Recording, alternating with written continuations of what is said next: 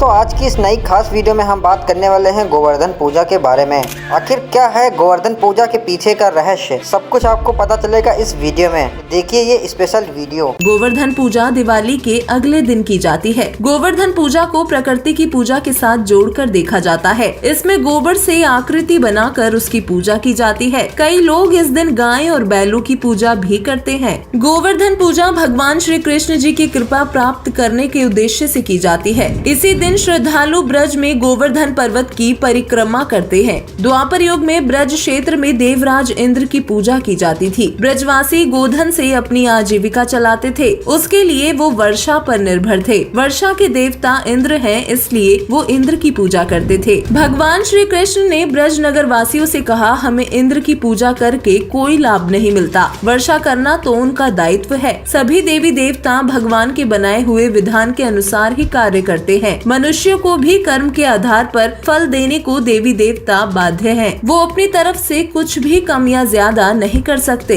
इंद्र के अहंकार का दमन करने के लिए ही श्री कृष्ण ने कहा कि हमें इंद्र की पूजा नहीं करनी चाहिए। वास्तव में द्वापर युग में भगवान श्री कृष्ण ने देवी देवताओं की शास्त्र विरुद्ध साधना को बंद करवाया था। इससे ये निष्कर्ष निकलता है कि देवी देवताओं की पूजा करके भाग्य से अधिक सुख नहीं मिल सकता। मनुष्यों को सिर्फ पूर्ण परमात्मा की पूजा करनी चाहिए। केवल एक मालिक की आराधना से सब कुछ मिल सकता है। इस विषय पर संत रामपाल जी महाराज जी क्या बताते हैं, आइए जानते हैं।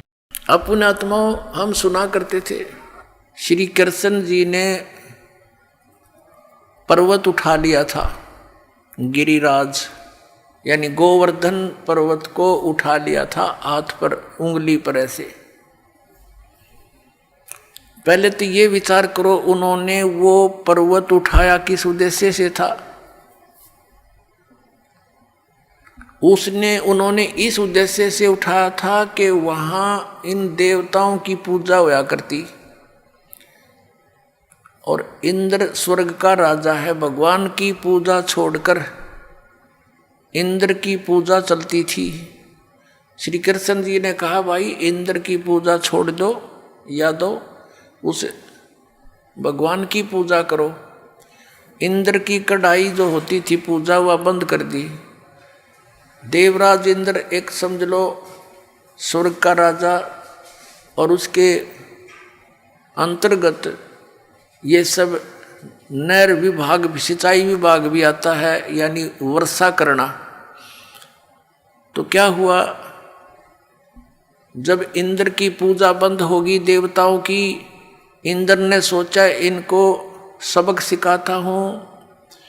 इतने जोर की वर्षा, काले बादल छा गए, चारों तरफ घटा, काली घटा छा गई और मूसलधार वर्षा शुरू होगी।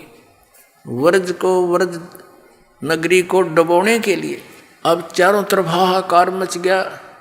गौवें भी रंभाने लगी, ग्वाल बाल, क्योंकि गोवर्धन वो पर्वत जो था वहाँ पर गौवें चरा करती थी, वर्षा होती थी, घास होता था, और उन दूध दाद बेच कर ये काम चलाया करते थे अपना। और वो समाप्त करने चल पड़ा कि इसको इतना वर्षा कर दूं, ये गोवर्धन पर्वत भी डूब जाए, आसपास की नगरी भी नष्ट हो जाए। तो भगवान श्री कृष्ण जी ने उंगली पर वो गोवर्धन पर्वत उठा लिया और पूरी ब्रज नगरी के ऊपर से कर दिया। सारा इंद्र बरस लिया, खूब वर्षा कर ली। सारा पानी उस गोवर्धन पर्वत के ऊपर ऐसे शौक हो गया, उसमें ऐसे मिल गया जैसे ब्लोटिंग पेपर शाही ने चूस लिया करे। आखिर में थक गया इंद्र, आके पैर पकड़ दिए कि मुझे क्षमा कर दो।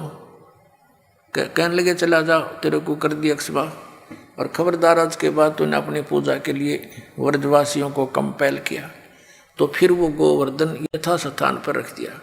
अब पुण्यात्माओं जी, जो गुरु लोग हमें ये शिक्षा देते थे और ये कथा सुनाते थे, श्री कृष्ण जी ने गोवर्धन उठाया, और फिर वो इन्हों कहते थे देवी देवताओं की पूजा करो, श्राद्ध निकालो। अरे भले आदमी हो, श्री कृष्ण जी ने तो देवताओं की पूजा छुटवाई थी, तुम दंड कर रहे हो, उनके विपरीत ज्ञान दे रहे हो, गुण गा रहे हो श्री कृष्ण के।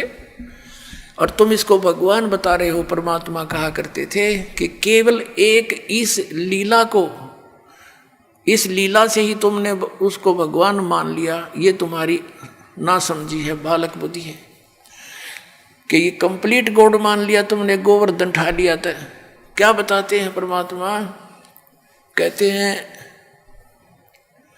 गोवर्धन श्री कृष्ण धारो और द्रोणोगिरी हनुमंत, शेष नाग सब सृष्टि उठारा, इनमें कौन भगवंत। यदि तुम एक ही इस लक्षण से, इस चमत्कार से कि श्री कृष्ण जी ने गोवर्धन उठा लिया, हनुमान जी ने तो फिर द्रोणागिरी उठाई, और आप ही लोक वेद सुनाते हो ब्राह्मण लोगों के शेष नाग के सिर पे, कहते हैं एक कूर्म है, कूर्म के ऊपर एक शेष नाग है, शेष नाग के सिर पे एक बैल है, और उसके ऊपर फिर सारी पृथ्वी रखी है। कहते तुम मानते हो कि शेष के सिर पे सारी सृष्टि है, शेष नाग के, तुम यो सारे ब्रह्मांडा, तुम्हारे पूरे ब्रह्मांड ने उठा रहा, समझ लो पूरी पृथ्वी उठा रहा, तो इनमें भगवान कौन सा है, श्री कृष्ण है या हनुमान जी है या शेष नाग है तुम्हारा भगवान? केवल इसी लक्षण से तुमने भगवान इसको कंप्लीट गॉड मान रखा, पूर्ण परमात्मा। फिर क्या बताया, कहते हैं समुद्र पाट लंका गयो, सीता का भरतारे, अगस्त ऋषि ने ये सातों पी लिए, इनमें कौन करता रे। ये इस चीज से ये परिचित थे नहीं गुरु लोग यहाँ के हमारे, वो ये कहा करते श्री रामचंद्र जी ने समुद्र के ऊपर पुल बना दिया। परमात्मा कहते हैं यदि तुम इसी लक्षण से इसको भगवान मान बैठे, तो क्या बताते हैं कि समुद्र पाट लंका गयो, यानी समुद्र को आठ के पत्थर उसको ऊपर रख के और लंका चला गया कौन, सीता का भरतार। और अगस्त ऋषि ने सातों पी लिए, इनमें कौन करतार? एक अगस्त नाम के ऋषि थे, उन्होंने किसी कारणवश, किसी अपनी जिद के ऊपर अहंकारवश समझो, वो सातों समुद्रों को एक घूंट में पी लिया था, ऐसे चुल्लू उठाकर ऐसे पी लिया था, सब समुद्र खाली हो गया था, अकेली पृथ्वी रह गई थी। अब पुण्यात्मा, अब परमात्मा कहते, फिर ऋषियों की प्रार्थना से उन्होंने फिर वापस उसको कुरला कर दिया, तो भर गए थे। ये आध्यात्मिक शक्ति है, मार्ग है, इसमें आप विज्ञान को ना अड़ाना। विज्ञान तो बालकों का खेल है, ये जहाज बना लिए, इससे मांडी पाए, ये कंप्यूटर बना लिए हैं, परमाणु बम बना लिए, और 2 साल वर्षा ना करे भगवान, ये धरे धराए रह जाता सारी साइंस किधर ढूंढे नहीं पाओ, जर लगे खड़े खड़े इन जहाजों के ऊपर को बैठनिया नहीं पाओ।